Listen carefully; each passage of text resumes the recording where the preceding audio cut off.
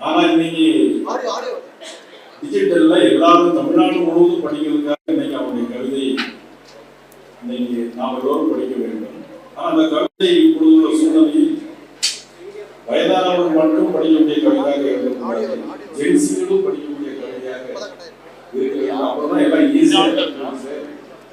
அதனால் உங்களுடைய ஏற்கனவே அண்ணன் பிபி அவர்கள் பேசிட்டு சொன்னாங்க, அண்ணனா நான் அண்ணனான்னு கேட்டாங்க, தம்பி தான் உண்மையிலே. ஆனா கவிதைகள் வந்து பல விதம் இருக்குது, புது கவிதைகள் இருக்குது, பழைய கவிதைகள் எல்லாம் இருக்குது.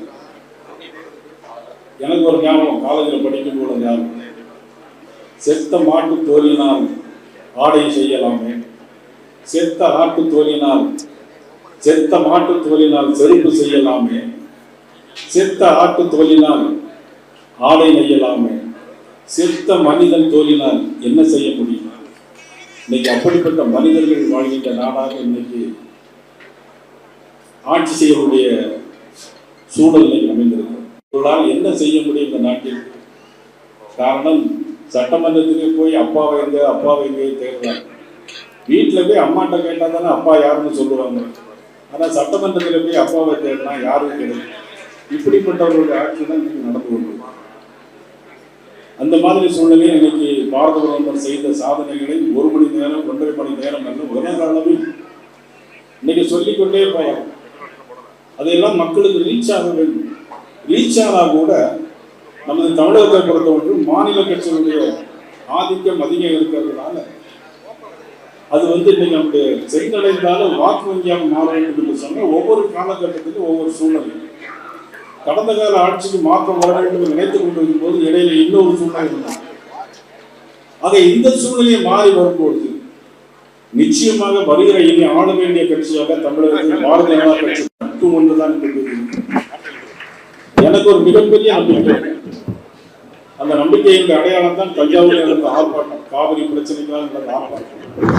அன்றைக்கு தலைமையில கிட்டத்தட்ட 5000 பேருக்கு மேலாக நடந்தது. அப்புறம் தேசிய கொடி பேரணி 2 தினங்களுக்கு முன்பாக நடந்தது. மிகவும் பிரம்மாண்டமான முறையில் சென்னை நடந்தது. சில பேர் பாரதிய கட்சியை சேர்ந்தவர்கள் சோர்ந்து போய்விட்டார்கள் என்று சொல்லிட்டு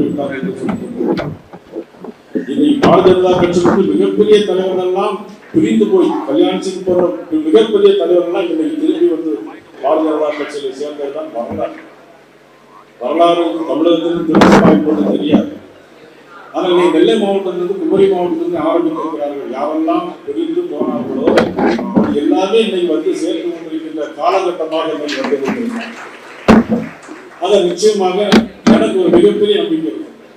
இந்த வேலையில் நயினார் நாயகன் இருக்கலாம், எதிரே இருக்கிற நாயகன் வரலாம், எது எப்படி இருந்தாலும் பாரதிய ஜனதா கட்சி என்பது இது ஒரு அசைக்க முடியாத ஒரு 8 கோட்டை சித்தாந்தத்தின் அடிப்படையில் இந்த கட்சி. இந்த கட்சியை யாராலும் தொட்டு கூட பார்க்க முடியாது என்பதுதான் என்னுடைய அசைக்க முடியாத அந்த நம்பிக்கை. இந்த என்றும் தொடர்ந்து அந்த வகையில் இந்த தேசத்தில் சில பேர் சொல்லுகிறார்கள், வந்தே மாதம் முதலில் பாட வேண்டுமா, தமிழ் தாய் வாழ்த்து முதலில் பாட வேண்டுமா அப்படின்னு சொன்னால் பல்வேறு பிரச்சனைகள். அது எவனொருவன் தாய் மீது பற்று வைத்திருக்கிறானோ அவன் தான் தாய்நாட்டின் மீது பற்று வைத்திருக்கின்றான். எவனொருவன் தாய் மீது பற்று வைத்திருக்கிறானோ அவன் தான் தாய் மொழி மீது பற்று வைத்திருக்கிறான். ஆக இரண்டையும், தாயையும் தமிழையும் தேசியத்தை நாம் பிரித்து பார்க்க முடியாது.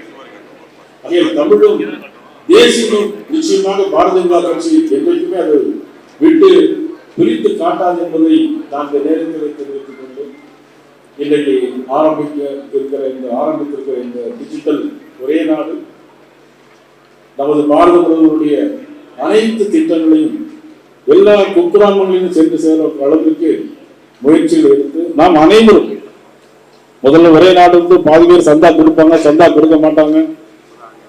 ஆனா இனிமேல் அனைவரும் பாரதிய ஜனதா கட்சியுடைய ஒவ்வொரு நிர்வாகிகளும் இதை எப்படி நாம் வலுப்படுத்துவதற்கு உதவியாக இருக்க வேண்டும் என்ற விஷயத்தோடு நாம் இணைந்து இந்த டிஜிட்டல் ஒரே நாடு என்கிற ஒரு டிஜிட்டலை நாம் வலுப்படுத்துவதற்கு நாம் அனைவரும் ஒன்றிணைந்து இதற்காக பாடுபட வேண்டும்.